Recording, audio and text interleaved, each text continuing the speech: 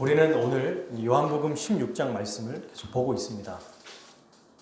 지난주에는 성령의 인도하심에 순종하자 이 말씀으로 우리가 제목을 붙였고요. 오늘은 같이 한번 제목 읽어보겠습니다. 성령님이 주시는 기쁨을 누리자. 아멘. 여러분, 기쁨은 어떤 사건이 있을 때 우리가 생기는 거죠. 슬픔도 마찬가지입니다. 근데 우리 하나님께서 주시는 기쁨은 우리가 어떤 일을 행했기 때문에 주시는 것이 아니라 삼위 하나님께서 일하시고 역사하심으로 주시는 기쁨이에요. 그 기쁨이 무엇인지 오늘 좀 자세히 살펴보도록 하겠습니다. 제자들에게 예수님께서 성령에 대해서 말씀하시다가 갑자기 좀 뜬금없는 얘기를 하세요. 16절에 보니까 16절부터 19절까지의 말씀이 똑같은 얘기거든요. 보십시오. 조금 있으면 너희가 나를 보지 못하겠고 또 조금 있으면 나를 보리라. 그랬더니 17절에 제자들이 이렇게 말합니다. 서로 말합니다. 서로 얘기하는 거예요. 자기들끼리. 감히 예수님께 묻지는 못하고 우리에게 말씀하시면 아니 조금 있으면 나를 보지 못하겠고 또 조금 있으면 나를 보리라 하시며 또 내가 아버지께 감이라 하신 것이 무슨 말씀이냐. 서로 이제 막 의견을 내미는 거예요. 여러분, 제자들끼리 아무리 얘기해도 답이 안 나옵니다. 우리가 어떤 것들이 궁금하거나 알고 싶을 때 우리가 아무리 생각하고 머리를 쥐어짜도 해답은 우리에게 없어요. 누구에게 그 해답이 있죠? 하나님이죠. 우리 주 예수님께 있는 거예요. 그래서 또 말해요. 19절에 또 말해야 돼요. 조금 있으면 이라 하신 말씀이 대체 무슨 말이냐. 그러니까 조금 있으면 너희가 나를 못 볼 거다.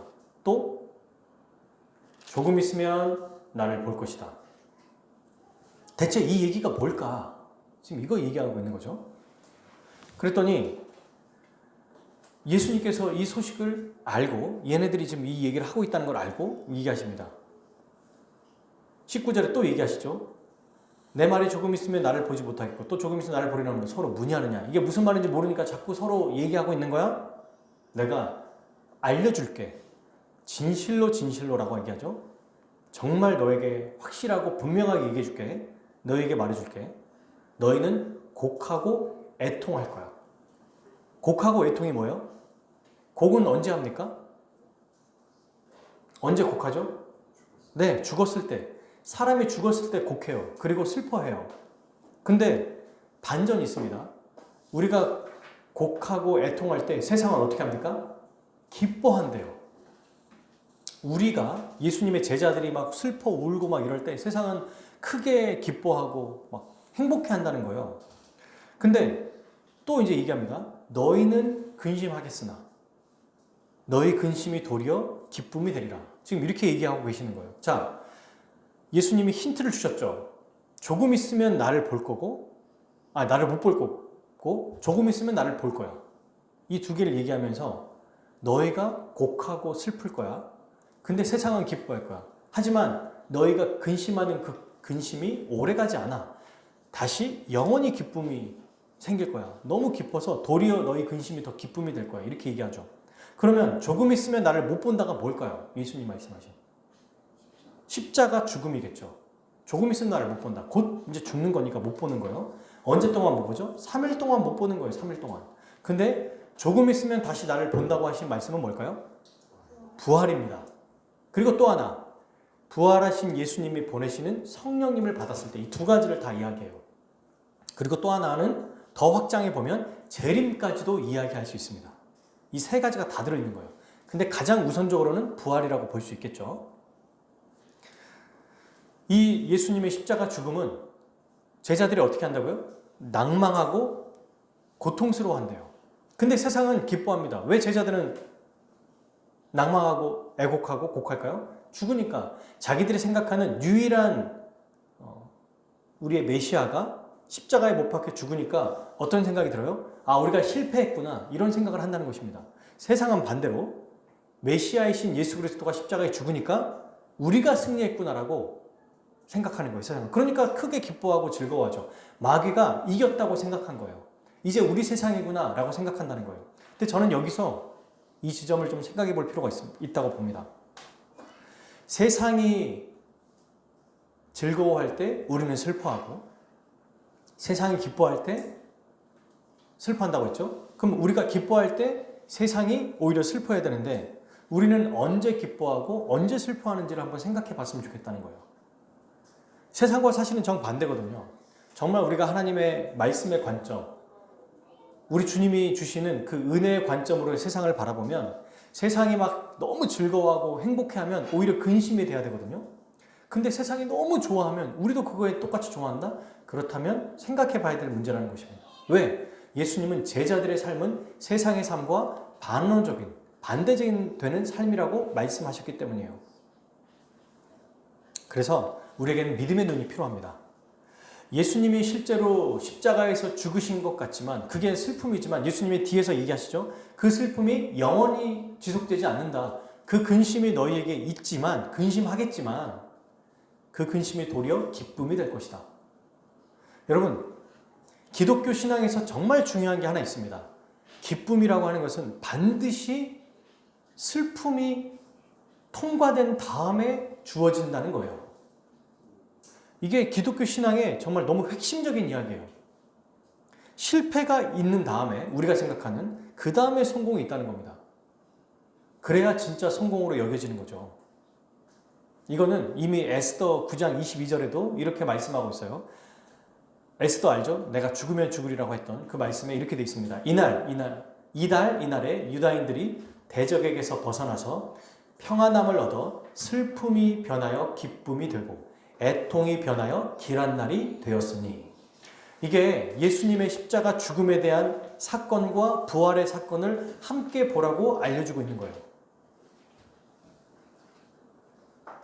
물론 여러분, 우리는 십자가를 볼 때마다 항상 기뻐하진 않습니다. 왜냐하면 십자가를 보면 뭐가 보여요? 나의 죄가 보이거든요. 나의 어리석음이 보이고 나의 얼마나 부족함이 보입니다. 그러니까 슬퍼합니다. 그리고 예수님이 나 때문에 이렇게 십자가에 죽으셨구나. 이것이 마음의 짐이 될 수 있어요. 그런데 그 짐이 통과된 다음에는 참된 기쁨이 우리에게 주어진다는 거예요. 제가 아는 어떤 분이 사법고시를 준비하셨어요. 근데 이분이 사법고시를 준비하려고 7년인가 공부를 하셨다고 들었습니다. 1년차, 2년차, 뭐 3년차쯤에 1차 합격을 했대요. 근데 4년 또 이제 떨어진 거예요. 사법고시는 제가 알기로는 한 번 붙고 이게 유효기간이 있습니다. 유효기간이. 1차 합격했고 2차에 떨어졌어도 그 다음에 시험 봤을 때는 이게 연장이 된다는 거예요. 근데 또 떨어진 거예요. 그리고 마침내 한 6년쯤 했을 때는 그냥 인생에 아무 의미가 없고 내가 왜 사는지도 모르겠고 그리고 아무 낙이 없다. 부모님을 뵐 낯이 없다. 그래서 어떤 일이라도 해보려고 생각했다는 거예요. 나 그냥 아르바이트라도 해야겠다. 밥벌이라도 해야지. 언제까지 내가 저기 고시원 가서 맨날 공부만 하겠냐. 그러니까 건강도 안 좋아졌고. 그래서 아르바이트를 하려고 이제 등록하러 가는데 그동안의 시간이 너무 아깝다는 거예요. 너무 아까웠다는 거예요. 펑펑 울면서 정말 스스로를 막 가슴을 치고 울고 막 산에 가서 소리 지르고 그리고 아침에 일어나서 울면서 기도하고 울면서 공부하고 기도하고 했다는 거예요. 그리고 7년째 합격을 하셨어요, 이분이. 그러면서 뭘 하시냐면 제가 이제 물어봤거든요. 합격하셨을 때 좀 어떠셨어요? 와, 6년 동안에 힘들고 아프고 고생했던 이 모든 것들이 순식간에 다 보상받는 느낌이었어 라고 얘기하셨어요. 그 6년 동안의 기간은 진짜 힘들어요. 말하지, 이거는 누가 겪어보지 않으면 쉽지 않습니다. 그런데 그 기간이 지나고 딱 합격을 했더니 어떤 일이 있어요? 와, 너무 행복한 거예요. 이전의 고통이 고통스럽지 않았다는 것입니다. 어렸을 때부터 제가 보니까 이제 나사에 들어간 분이 있는데 어렸을 때부터 평생 동안 그 우주항공이죠. 미국의 그 나사라고 하는 곳에 들어가고 싶었던 분이 있었대요. 항상 꿈이었어요. 근데 보니까 50년 동안 준비한 거예요. 50년을. 그리고 다른 일로 하다가 또 이것도 해보고 또 다시 해보고 이것도 해보고 저것도 해보고 안 되는데 마지막 50년 차 됐을 때 이분이 조종사가 된 게 아니고 나사에 근무할 수 있는 딱 그 직원으로 뽑힌 거예요. 이분의 그 표정이 정말 엉엉 울면서 그동안 내가 평생 살아왔던 이 모든 것들이 하나도 그동안 그러니까 나사에 합격하기 전에는 의미가 없다고 생각했는데 이 모든 것이 다 의미가 있었다는 것을 알게 됐다는 그 인터뷰를 제가 본 적이 있습니다. 우리의 슬픔은요, 기쁨을 배가시키고 기쁨을 증폭시키기 위한 슬픔인 것입니다. 이 슬픔이 어떤 걸까요? 십자가에서 우리가 겪어야 될 고난과 고통이에요. 예수님은 그러면 이 십자가의 죽음과 부활의 기쁨을 어떻게 예로 들었는지 한번 살펴봅시다. 자, 오늘 이 말씀, 예수님이 말씀하시는 예시를 한번 들어볼 거예요. 21절 같이 읽겠습니다. 여자가 해산하게 되면 그때가 이르렀으므로 근심하나 아기를 낳으면 세상에 사람 낳는 기쁨으로 말미암아 그 고통을 다시 기억하지 아니하느니라. 예수님이 아이를 낳기 전 임신한 여인과 임신한 이후에 이 여인의 마음을 지금 예로 드셨어요. 자, 출산하기 전에는 우리 어머니들은 잘 아시죠? 어떤 마음이 들어요? 아, 행복하겠다. 아이를 빨리 낳아야지. 이런 생각을 갖지 않습니다. 점점 아이가 불러오면서 기대도 되지만 뭔가 두려운 거예요. 아, 고통스럽다는데 어떡하지? 내 살이 찢어지면서 아이가 나온다는데 와, 이거 너무 힘들겠다. 그리고 이 아이가 잘 클까? 실제로 여러분, 두려움이나 고민이 없는 사람, 무섭지 않는 사람은 아무도 없다고 그래요. 한 달이 되고 두 달이 되고 세 달이 되고 10개월까지 됐을 때는 이제 더 이상 몸을 움직이지 못할 때, 그때 이제 양수가 터지고 아이가 없는 신호가, 아이를 낳게 되는 신호가 오죠. 몸에, 여인의 몸에서. 그래서 이제 엄마의 몸에서 이제 아이를 낳으려고 할 때, 그때 그 두려움, 그 불안함, 너무 이제 무서운 거예요. 그리고 이제 아이를 마침내 그 산고의 기간을 거쳐서 아이를 딱 낳습니다. 아이를 낳으니까 어떤 마음이 들어요? 그 전까지 내가 힘들었던 거, 딱 아이가 태어나니까, 야, 내가 너 때문에 얼마나 힘든지 알아? 10달 동안 진짜 고생 많이 했어. 너 진짜 잘해라. 이렇게 말하는 부모가 아무도 없습니다. 심지어는 수술을 했을지라도, 뭐 수술하면은 두려움 없는지 아세요? 아니요, 수술하고 난 다음에 오히려 회복되는 게 진짜 고통스럽대요. 이미 이제 수술한 다음에 또 그걸 회복해야 되니까 뭐가 됐든 두려운 거예요. 아이를 수술하기 전에 낳든 수술한 다음에 낳든 뭐든지 다 두려운 것입니다. 그런데 이때 이제 아이를 낳은 다음에는 어떤 마음이 들어요? 그동안에 내가 괴로웠던 모든 것들이 단 하나도 괴로움이 다 사라지는 그런 일을 겪은 거죠. 제가 우리 혜원이를 처음 봤을 때가 기억이 나요. 10달 동안 사실 고생을 했죠, 아내가. 그리고 신기했어요. 이 아이가 진짜 여기에 아이가 있다고? 이게 진짜 정말 생물체가 있는 건가? 배가 점점 불러오는 게 너무 그냥 독특하고 신기하기만 했거든요. 근데 이제 아이를 딱 낳는데 울음소리를 듣는데 아, 얘가 내 딸이다라는 느낌을 딱 받는 거예요. 그 많은 애들 중에. 그래서 진짜로 이제 이 아이가 왔어요. 그때는 어떤 느낌이냐면 진짜 신비하다는 느낌이 제일 컸던 것 같아요. 그리고 그 순간에는 아이를 봤을 때 시간이 멈춘 듯한 느낌이 아시죠?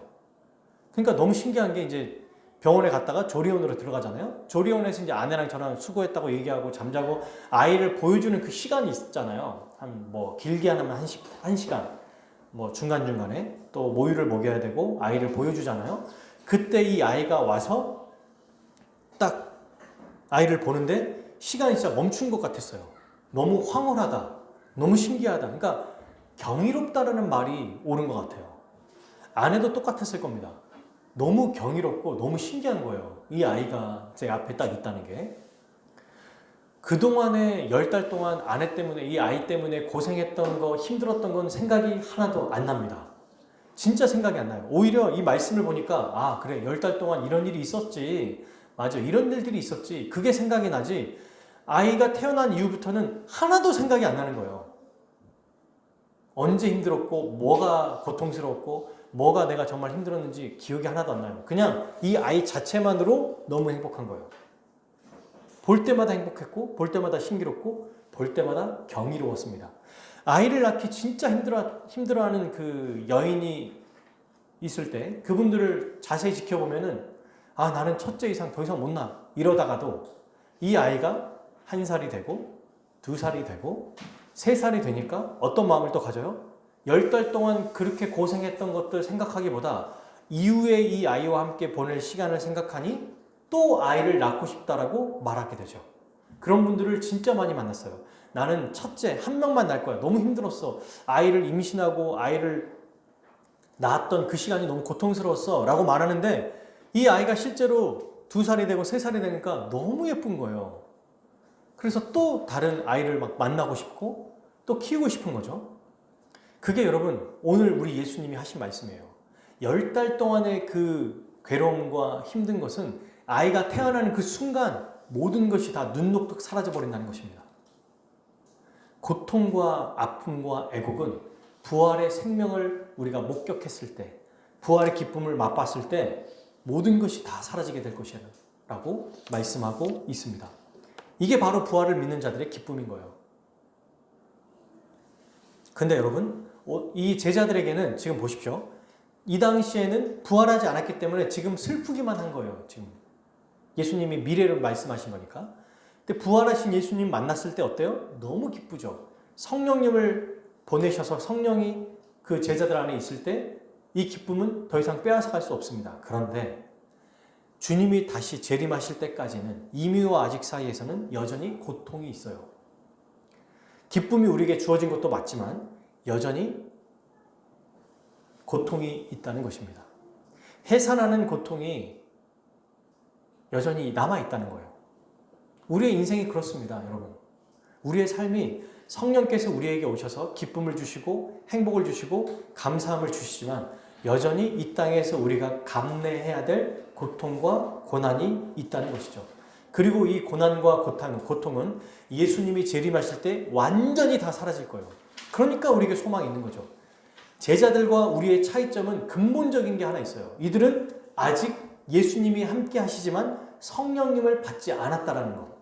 근데 우리는 성령님을 받은 자로서 고통과 고난을 감내한다는 것입니다. 그래서 예수님이 잠깐이다. 내가 십자가에 죽는 건 아주 잠깐이야. 그리고 부활하고 나서 너희가 누리게 될 기쁨은 계속될 것이다. 그들과 우리의 차이가 뭐예요? 그들에게는 성령님이 오실 때까지 기쁨이 없어요. 우리는 이미 성령을 받았잖아요. 그리고 다시 주님이 오실 때까지 여전히 고통과 어려움과 슬픔이 있지만 이것이 영원하지도 않고 이 슬픔이 우리를 잠식하지 않습니다. 우리의 기쁨을 절대로 빼앗을 수 없어요. 자, 보십시오, 여러분. 예수님이 뭐라고 말씀하셨는지 22절 같이 읽겠습니다. 시작. 지금은 너희가 근심하나 내가 다시 너희를 보리니 너희 마음이 기쁠 것이요 너희 기쁨을 빼앗을 자가 있다 없다? 없으리라. 아멘. 저는 이 말씀을 믿고 이 기쁨은 우리가 어떤 것들을 노력해서 받는 기쁨이 아니라 예수 그리스도가 십자가에서 죽고 부활하심으로 성령을 보내주심으로 그분이 삼위 하나님이 모든 일을 다 하심으로 우리에게 주시는 기쁨을 기억하고 이 기쁨을 통해서 우리가 더 이상 애곡하거나 또 우리 힘으로 어떤 것들을 이겨내고 이것을 벗어나야 된다라고 생각하지 않았으면 좋겠어요. 이것은 오직 삼위 하나님께서 이루신 것 그리고 성령께서 우리에게 주시는 기쁨입니다. 그러니까 빼앗기지 않는다는 거죠. 우리가 어떤 것들을 했을 때는 여러분 열심히 공부했을 때 내가 했기 때문에 성적이 잘 나올 수 있지만 또 공부를 열심히 안 하면 그 성적의 기쁨을 또 빼앗길 수가 있는 거예요.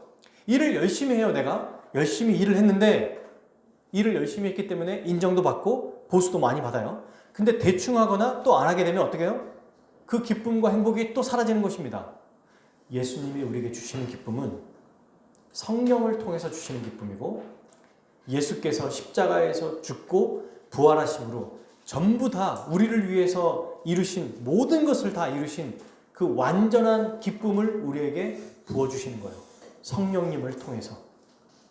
사랑하는 여러분, 이것을 믿고 안 믿고가 진짜 커요.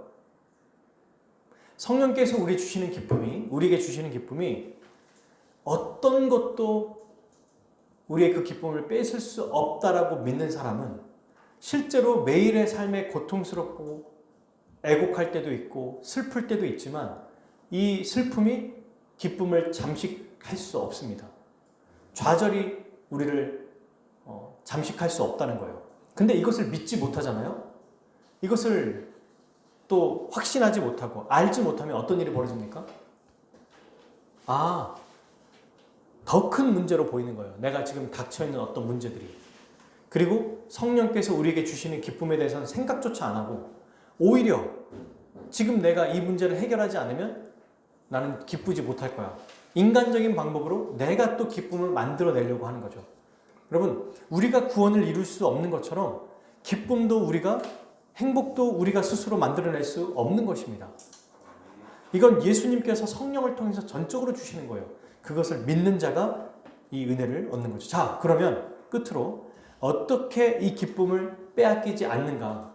기쁨을 빼앗게 하지 않는 방법을 23절과 24절에서 예수님께서 분명하게 알려주고 계십니다. 읽어보겠습니다. 그날에는 너희가 아무것도 내게 묻지 아니하리라. 내가 진실로 진실로 너희에게 이르노니 너희가 무엇이든지 아버지께 구하는 것을 내 이름으로 주시리라. 지금까지는 너희가 내 이름으로 아무것도 구하지 아니하였으나 구하라. 그리하면 받으리니 너희 기쁨이 충만하리라. 아멘. 기쁨을 얻는 방법 뭐라고 하셨어요? 구하라.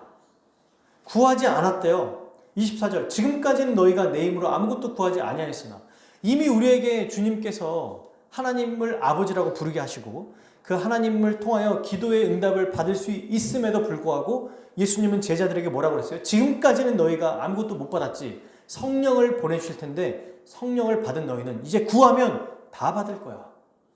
전부 다 받을 거야. 기도해봐. 다 줄 거야. 라고 말씀하고 계시는 거죠. 23절 보십시오. 내 이름으로. 이때 중요한 것은 예수 그리스도의 이름으로 구하는 거예요. 그 말은 예수 그리스도가 행하신 그분의 사역을 의지해서 기도하는 거지, 내가 한 주간 어떻게 살았고 한 주간 어땠기 때문에 주님 앞에 기도합니다가 아니에요. 예수님의 이름으로 기도한다는 것은 그분을 대표해서, 그분을 의지해서, 그분을 우리의 대표자로 삼아서 하나님 앞에 나간다는 거예요. 그 말은 예수님이 다 이루신 사역을 가지고 의지하는 거예요. 그러니까 하나님이 예수님의 사역을 보시고 기쁨을 내려주시고 그 기쁨은 빼앗기지 않는다고 말하는 것입니다. 그리고 말씀하시죠. 구하라. 우리가 정말 참된 행복과 기쁨은요, 주님이 주시는 것이 아니면 어디서 얻을 수 없습니다. 우리 어른들은 잘 아실 거예요.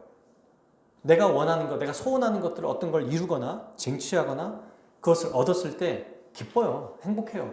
진짜 오래가지 않습니다. 정말 오래가지 않아요. 그리고 그게 참된 기쁨이 아닌 걸 누구보다도 잘 알아요. 왜냐하면 조금 지나면 내가 이걸 샀기 때문에 이거 좋아. 근데 어느 순간 비교하게 되고 다른 사람이 나보다 더 좋은 걸 가지고 있어요. 자기 자신을 보면서 난 이것밖에 안 되는구나. 이 정도밖에 안 되는구나. 라고 생각하면서 기쁨을 빼앗겨버려요. 왜? 세상이 주는 기쁨은 영원하지 않기 때문입니다. 참되게 우리를 행복하게 할 수 없어요. 진짜 우리 심령 속에 들어와서 우리를 진정으로 기쁘게 할 수 없어요. 여러분, 우리는 죄인이기 때문에 우리의 본성 자체가 우리 스스로 만족할 수가 없습니다. 우리가 만들어낸 건 우리가 만족할 수가 없어요. 외부로부터 주어져야 만족이 돼요. 근데 그것은 우리를 계획하신, 우리를 설계하신 하나님 아버지가 예수 그리스도를 통해서 성령의 은혜로 부어주시는 기쁨을 맛볼 때만이 우리가 진짜 기뻐할 수 있습니다. 그러니 사랑하는 여러분, 이 시간에 우리가 구합시다. 제자들에게 얘기하시잖아요. 지금까지는 너희가 내 이름으로 아무것도 구하지 아니었으나, 어쩌면 이 말씀이 제자들에게 아니라 우리에게도 적용해 볼 수 있다고 생각합니다. 너희가 진짜로 구하느냐? 정말 구했느냐? 구하라 그리하면 주실 것이요, 찾으라 찾을 것이요, 두드리라 열릴 것이라고 말씀하시는데 진짜 구해본 적 있냐고요? 정말 찾아본 적 있냐고요? 진짜 두드려 본 적 있냐고요? 진짜로 구하면 받는다고 말씀하셨잖아요. 이미 예수님은 말씀하십니다. 내가 진실로 진실로 너희에게 이르노니, 정말 내가 말한다. 간곡하게 얘기한다. 진짜 얘기한다. 구해봐. 기도해봐. 받을 거야. 왜 이걸 받을 수 있어요? 우리가 어떤 노력 가지고, 우리가 행했던 행위를 가지고 구하는 게 아니기 때문이에요. 그리스도가 이루신 것을 누가 들으십니까? 아버지 하나님이 들으세요. 진실로 전실이고 너희에게는 너희가 무엇이든지 아버지께 구하는 것을, 누구 이름으로? 예수 그리스도 이름으로. 그리고 뭐 할 때? 구할 때. 하나님 아버지께 구할 때 그리스도를 통해서 반드시 주신다. 그것으로 인해서 기쁨이 충만해지는 거예요. 그냥 기쁨만 주는 게 아니라 우리가 구하는 것을 주께서 허락해 주시고 이루어 주실 때 그것이 이것이 내 힘으로 되는 것이 아니구나. 교회의 머리이신 예수 그리스도가, 나의 주인이신, 나의 생명이신 그리스도가 주신 거구나 라고 생각할 때 우리는 그 무엇보다도 어떤 것에서도 우리의 이 행복감, 안정감, 뭐랄까요? 이걸 내가 한 게 아니라 주님이 주셨구나라고 하는 걸 그걸 알았을 때 이 정말 감사함은 일로 말할 수가 없습니다. 아시잖아요. 그거를 중요하고 필요한 어떤 사건에 있을 때만 얘기하시는 게 아니에요, 지금. 언제든지 얘기하라고 계십니다. 조건이 없어요, 여기에. 지금까지 너희가 내 이름으로 아무것도 구하지 아니하였으나 구하라. 그리하면 받으리니. 그리하면 받으리니. 아멘. 정말 간구해 봅시다. 진짜 구해 봅시다. 첫 번째로 무엇을 구할 것이냐? 교회에 필요한 것들. 여러분, 우리가 신앙생활 하기 위해서는 사실 교회가 너무 중요하잖아요. 그래서 교회를 위해서 기도해야겠죠. 어떤 거? 교회에 우리 먼저는 성도들의 영적인 성장을 위해서. 근데 이게 뭐와 연결되는 줄 아세요? 이 영적인 성장은 새로운 사람이 왔을 때 그걸 통해서 또 주시는 은혜가 있어요. 그래서 교회는 계속해서 성장해야 된다는 말이 그 뜻입니다.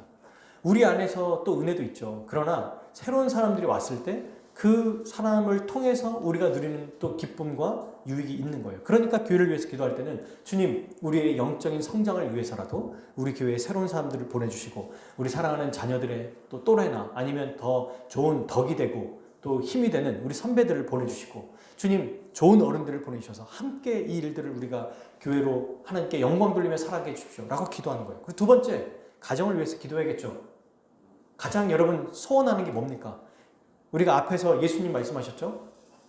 너희가 슬퍼할 때 세상은 기뻐하고 너희가 기뻐할 때 세상은 슬퍼한다고 그랬는데 우리가 정말 무엇을 기대하고 원하고 있는지 우리가 정말 기뻐하는 게 무엇인지를 마음속 깊이 한번 내 마음에 손을 얹고 생각해 봤으면 좋겠어요. 이 아이들에게 진짜 원하는 게 뭔가? 진심으로 원하는 게 뭔가? 우리 가정에 내가 정말 바라는 게 뭔가? 세상이 기뻐하는 거냐? 주님이 기뻐하는 거냐? 이걸 생각해보고 우리가 기도했으면 좋겠습니다. 그리고 끝으로 우리 개인의 삶, 일상의 삶이 너무 중요해요, 여러분. 매일매일 살아가는 삶이 진짜 중요합니다. 그죠?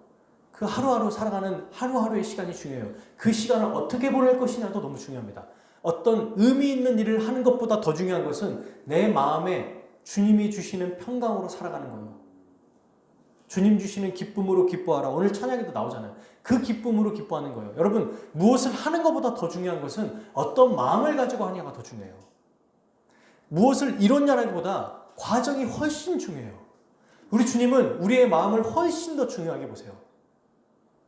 그러니까 어떤 일을 하든 그 시간을 여가 시간을 보내든 친구들과 놀든 심지어 게임을 하든 뭘 하든지 간에 마음 자체를 정말 하나님이 주시는 은혜 안에 감사하면서 그 일들을 행했으면 좋겠습니다. 왜? 주님 우리의 마음을 보시거든요. 마음은 아주 개떡 같은데 일은 열심히 해가지고 하나님 그래도 하셨죠? 라고 하는 거 받지 않습니다. 그게 어디 나온지 아세요? 사무엘을 보면은 하나님께서 사울 왕을 이제 폐위시키고 다윗 왕에게 기름 부으려고 이제 이새의 아들들 찾아가라 그래요. 여러분 근데 그때 당시에 사무엘이라고 하는 선지자가 이미 지금 왕이 살아있잖아요. 자기가 기름 부었고. 근데 하나님께서 내가 사울을 버렸으니 새로운 왕을 네가 찾아라. 그때 당당하게 갔을까요? 왕이 버젓이 살아있는데 자 왕이여 내가 새로운 왕 지금 임명하러 가니까 군대 좀 보내주시오. 이렇게 말할 수 있겠습니까? 몰래 가야죠. 몰래. 얼마나 위험하겠어요. 사울 왕이 나를 세웠는데 또 다른 왕이 있다고? 이러면 이제 그 사람을 죽일 수도 있잖아요. 그러니까 몰래 가서 이새의 아들을 딱 만난 첫 번째 아들을 봤는데 누구예요? 엘리압인데 너무 멋있는 거예요. 그래서 사무엘도 이 사람이구나 맞구나 하고 기름 부으려고 그랬더니 아니라고 그러시는 거예요. 하나님. 둘째도 너무 멋있어서 기름 부으려니까 아니라는 거예요. 갔다가 없어요. 아들이. 세상의 관점은 너무 멋있는 관점인 거예요. 겉으로 봤을 때. 하나님은 아니래요. 그리고 없냐 그랬더니 아니요 저기 목동 치고 있는 애 있는데 걔 뭐 볼 필요 있겠습니까? 그래도 데리고 와봐라. 왔는데 애가 어때요? 눈이 붉고 또렷하고 얼굴이 용모가 좋고 하나님이 보자마자 나이도 훨씬 어린데 이 청소년밖에 안 되는 얘한테 내가 이 아이를 택했다. 왜? 이 아이는 내 마음에 뭐한 자다? 합한 자라 라고 말씀하셨어요. 하나님이 진짜 보시는 건요 우리의 외적인 모습이 아니라는 걸 잊지 말아야 됩니다. 우리의 마음을 돌아봐야 됩니다. 진짜 내 마음이 어떤 마음인가? 내가 정말 교회를 위해서 기도할 때, 목사인 저에게 아주 중요하겠죠. 내가 왜 교회 성도들과 교회를 성장하고 싶은가는 저는 제가 돌아봐야겠죠. 여러분들도 마찬가지지만, 또 두 번째, 여러분 가정 안에서 왜 이 가정에 이런 기도 제목이 있는 이유가 무엇인지를 잘 생각해 봐야겠죠. 세 번째, 개인의 우리 일상의 삶, 학교에서 공부하는 학생들의 공부, 왜 공부하고 싶은지, 공부의 목적이 무엇인지 돌아봐야겠죠. 일하는 우리 직장인들, 돈을 왜 많이 벌고 싶고 왜 괜찮은 직장에 다니고 싶은지를 잘 생각해 봐야겠죠. 그러면서 결국 무엇을 위한 겁니까? 하나님의 영광을 위해 기도할 때, 영광을 위해 우리가 구할 때 다 받는다고 말씀하고 있어요. 다 받습니다. 너희가 내 이름으로 아버지께 구하는 것은 무엇이든지 받으라고 했었어요. 아버지께 구하는 것, 주님을 이름으로, 하나님 아버지의 영광을 위해 구하는 것은 다 받는다고 말씀하셨습니다. 그러니 여러분 딱 두 가지만 기억합시다. 첫 번째, 내가 구하는 것이 나의 영광인가 하나님의 영광인가. 두 번째, 이 영광을 통해서 이것이 그러니까 세상의 관점으로 나는 기뻐하는가 아니면 하나님이 주시는 그 영광스러운 그 영광을 보고 내가 기뻐하며 살아가는가. 그래서 우리의 기쁨은 하나님의 영광을 위해 간구하고, 그리고 하나님께서 우리 주님이 성령을 통해서 간구한 것들을 이루어 주실 때 내가 인간적인 욕심과 인간적인 바람으로 어떤 것들이 이루어지지 않다 할지라도 하나님께서 주시는 그 은혜를 가지고 감사하고 거기에 대해서 기뻐할 때 이 기쁨은 어느 누구도 우리에게 뺏을 수 없고 우리도 빼앗기지 않을 것입니다. 저는 매일매일 우리가 이렇게 살았으면 좋겠습니다. 어쩌다가 한 주 말고요. 매일매일. 이번 한 주도 우리의 기쁨을 빼앗기지 않았으면 좋겠어요. 그러기 위해서는 어떻게 해야 되죠? 세상이 좋아하는 것, 세상이 즐거워하는 것 구하면 안 돼요. 그러면 하나님이 응답해 주시지도 않겠지만, 아니 어떤 것들은 불쌍하니까 해주시겠죠. 근데 그게 우리를 진정으로 기뻐하지 못하게 만들어요. 그건 우리의 아주 일시적인 기쁨입니다. 하나님의 영광을 위해 내 교회, 하나님의 영광을 위해 공부, 하나님의 영광을 위한 가정, 이렇게 정말 나아갈 때, 나의 욕심을 버리고 주 앞에 나아갈 때, 그때 참되게 우리는 너희의 잠깐 근심하겠으나, 왜? 고통스럽죠. 그게 힘들잖아요. 그러나 도리어 기쁨이 되리라. 이 기쁨은 영원히 빼앗기지 않고, 또 주님 말씀하신 것처럼 그럴 때마다 어떻게 해야 돼요? 구하라. 그리하면 받으리니. 날마다 구하는, 매 순간마다 구하는 저와 여러분, 우리 화목교회 모든 성도들 되어서 하나님만이 주시는, 세상에 빼앗을 수 없는, 어느 누구도 뺏을 자가 없는 이 참된 기쁨을 매일매일 누리며 살아가는 우리 모두 되기를 축복합니다. 아멘. 우리 함께 찬양하고 기도하도록 하겠습니다.